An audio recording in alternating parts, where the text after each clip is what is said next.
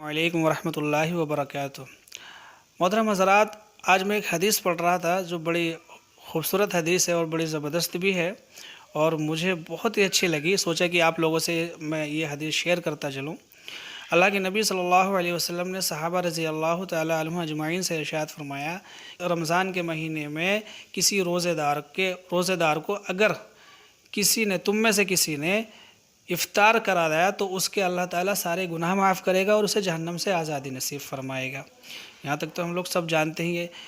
اب جو اگلی بات میں آپ لوگوں کو بتانے کے لیے جا رہا ہوں، جس بات نے اس حدیث کو بڑا زبردست اور خوبصورت بنا دیا، وہ بات یہ ہے کہ اللہ کے نبی نے پھر آگے ارشاد فرمایا کہ اگر کسی روزے دار کو آپ نے افطار کرایا تو اس روزے دار کا روزے کا جو بدلہ اللہ تعالیٰ دے گا، اتنا ہی بدلہ جو ہے وہ افطار کرانے والے کو ملے گا۔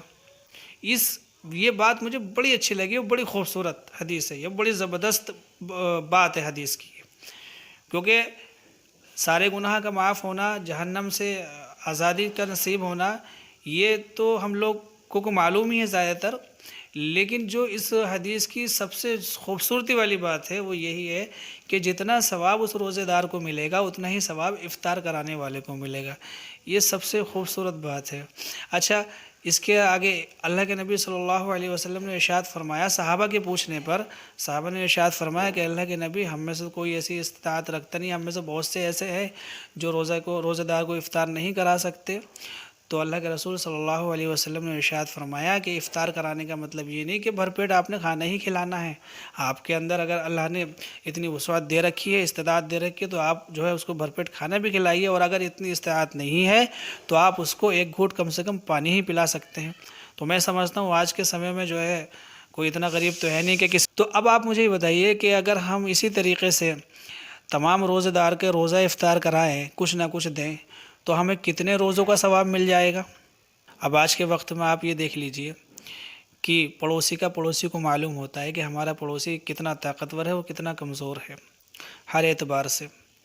تو میری آپ لوگوں سے یہ گزارش ہے کہ اگر گھر میں کوئی چیز اچھی بنی، 4-6 چیزیں اچھی بن رہی ہیں، تو آپ جو ہے ان میں سے کچھ چیزیں اپنے کمزور پڑوسی کو بھی پہنچائیں۔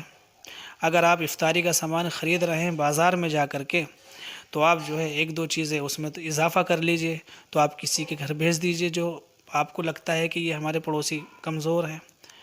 تو اس طریقے سے آپ کریں گے تو انشاءاللہ اللہ تعالیٰ آپ کے اپنے روزے کو بھی قبول فرمائے گا، اور آپ کو ان تمام روزے داروں کے برابر سے اللہ تعالیٰ روزوں کا ثواب عطا فرمائے گا۔ اور اللہ تعالیٰ سب سے اچھی چیز تو یہ ہے کہ اللہ تعالیٰ خوش ہوگا، کیونکہ اللہ کی خوشنودی سب سے بڑی کامیابی ہے بندے کے لیے۔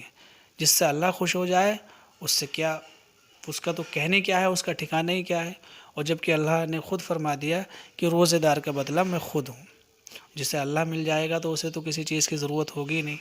تو آپ اور ہم اپنے آس پاس ان لوگوں کو دیکھیں جنہوں نے بیچاروں نے روزہ رکھا ہے، لیکن افطار میں، سحر میں ان کے پاس کوئی مناسب چیز نہیں ہوتی روزہ افطار کرنے کے لیے یا روزہ رکھنے کے لیے سحر میں، تو ہم لوگ ان لوگوں کو دیکھیں۔ تو اس حدیث کا یہی مطلب ہے، اور یہی اس حدیث کی خوبصورتی ہے۔ خالی سننا خوبصورتی نہیں، اس پر عمل کرنا بھی خوبصورتی ہے۔ اللہ تعالیٰ مجھے اور آپ کو عمل کی توفیق نصیب فرمائے۔ السلام علیکم ورحمۃ اللہ وبرکاتہ۔